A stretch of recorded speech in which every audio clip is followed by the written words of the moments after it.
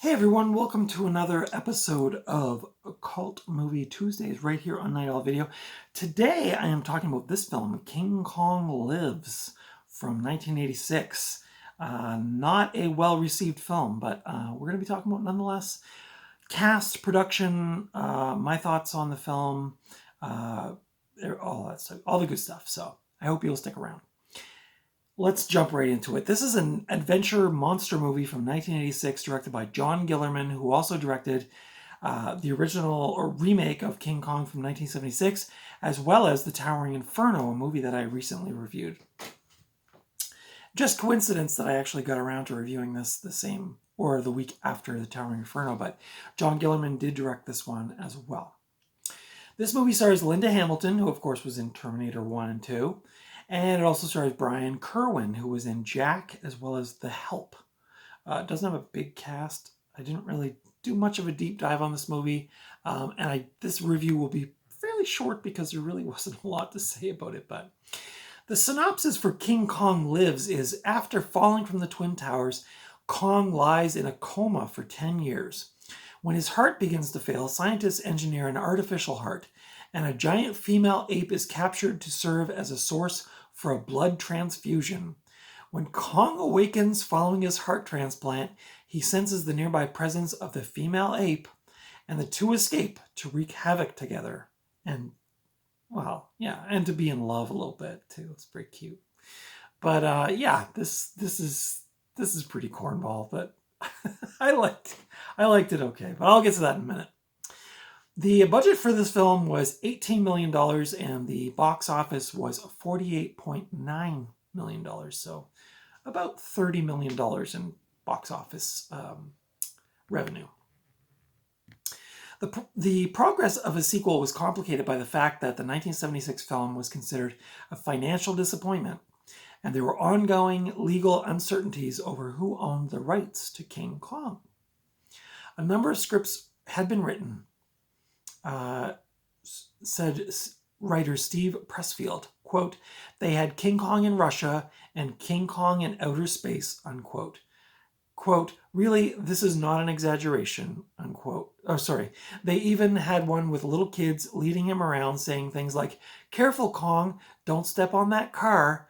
It was a real embarrassment," unquote. So apparently allegedly there were many scripts written for this movie that were not used and were quite, as Steve Pressfield said, embarrassing. So not to say that the finished product was not embarrassing as well, but the film was announced in October of 1985. It was part of a slate of films from Dino De Laurentiis, who some of you know, in association with Embassy Films that also included the film Blue Velvet, David Lynch.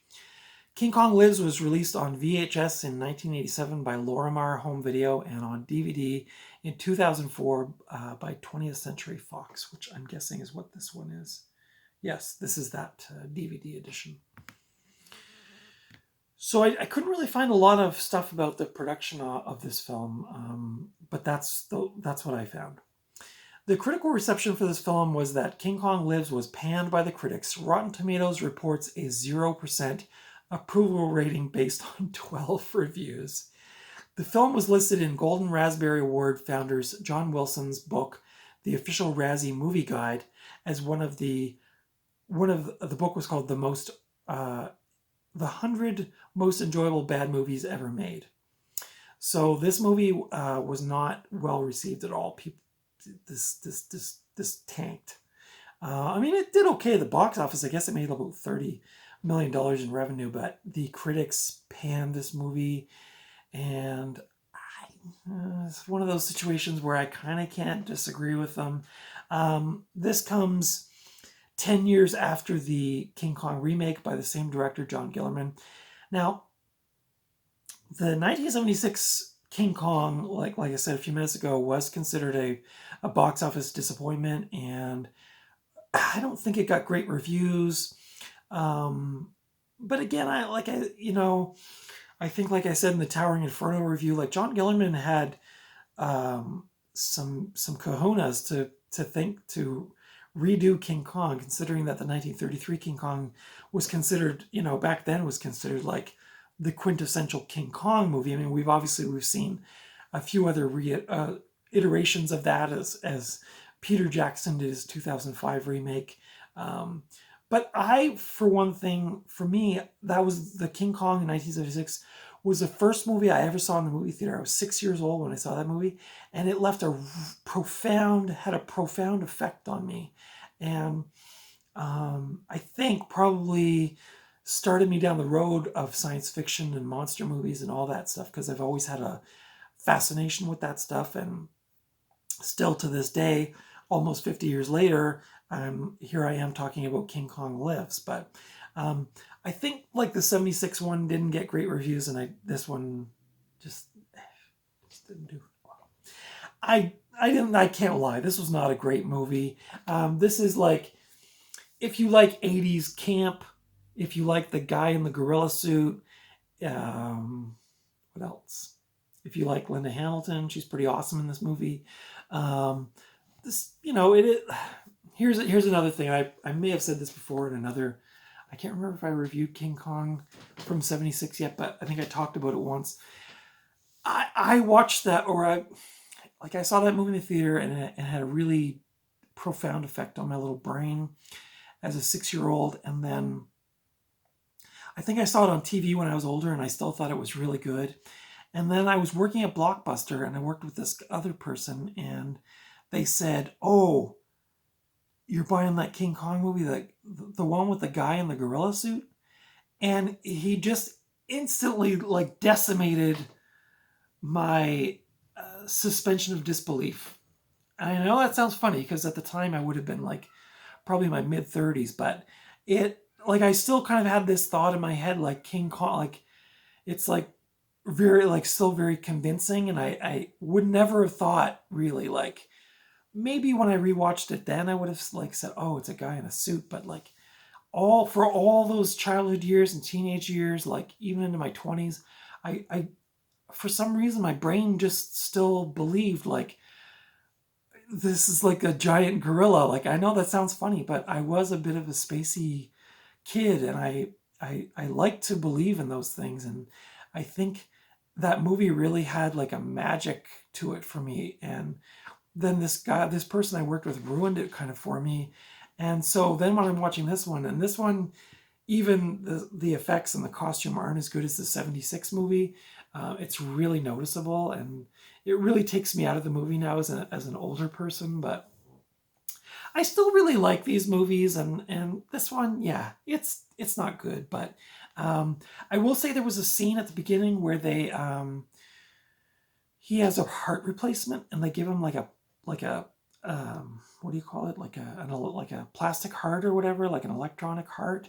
And that scene was actually kind of like, I don't know, like just imagining like this giant ape's like chest cavity ripped open, and they were using like tractors to like lower the new heart in and stuff. And it was actually kind of like creepy. I thought that part was really cool, but otherwise, yeah, just your cheesy giant monster man in a costume kind of movie.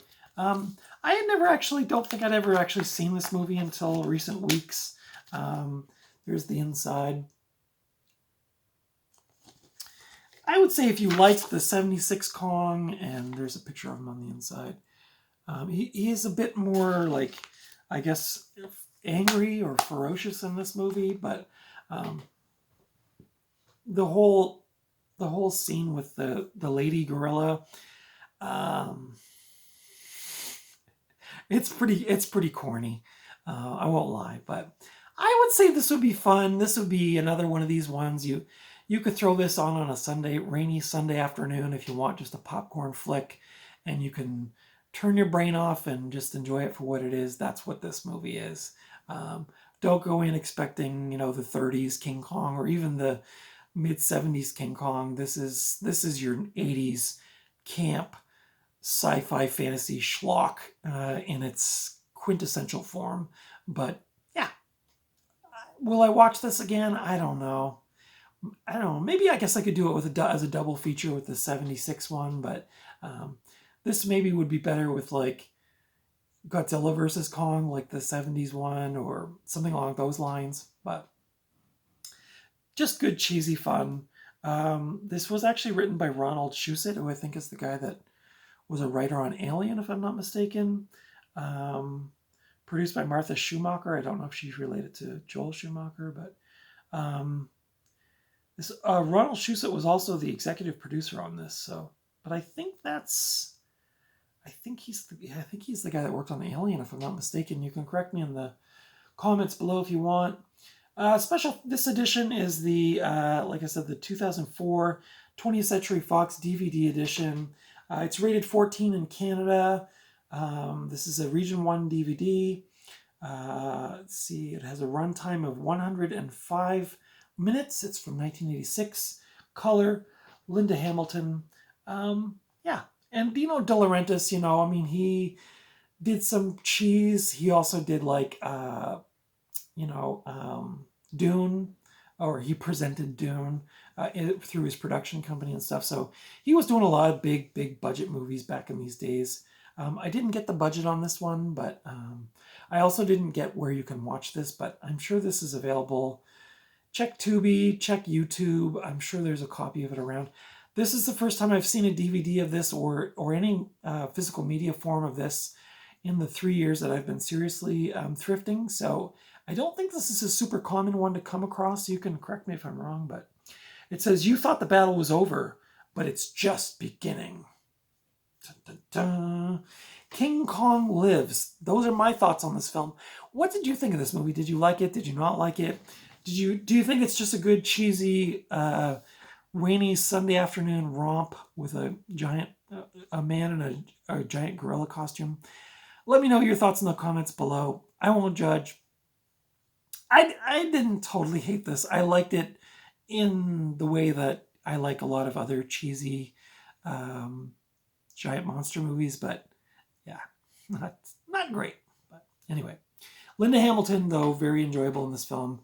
You could clearly see that she was. I mean, she would have been coming off of Terminator 1 then, but hadn't done Terminator 2. So this was kind of in that still trying to find her way in Hollywood kind of thing. And she was really good in this movie. Like she actually was pretty convincing, and you could believe that she thought she was looking at a giant gorilla, but otherwise, that's it. Anyway, let me know your thoughts on King Kong Lives in the comments below. Consider giving me a thumbs up if you like this review or this kind of content. Consider subscribing if you haven't already. Follow me over on Instagram at Night Owl Video. And until next time, I will see you at the video store or at the thrift store or maybe in a laboratory doing heart work on a giant gorilla. But until then, take good care of yourselves, and I will see you in the next video.